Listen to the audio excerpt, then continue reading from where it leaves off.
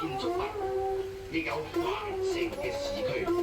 喺嗰度有好多人過着啲安逸嘅生活，但係亦有無數嘅人勞碌終日，都並唔能夠解決佢自己嘅生活。今日呢個南方都市更加繁榮，更加熱鬧，不過消失嘅同樣好多。伴隨住成長嘅景物被無情淘汰，人情味不經意被沖淡。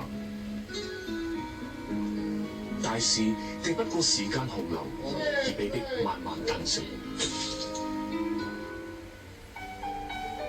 重提往事，只因相信從歷史中學習，可以揾出未來嘅新方向。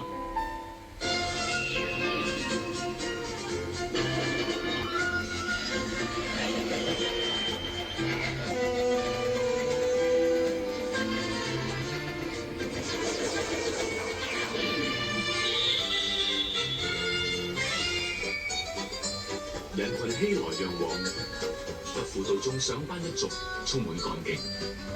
入夜後，霓虹燈中彌敦道照得明亮璀璨。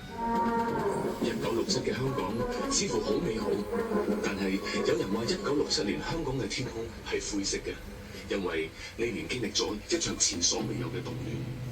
12個月之中，有8個月都處身喺一個動盪不安嘅環境入面。研究顯示，如果你有出現疲倦，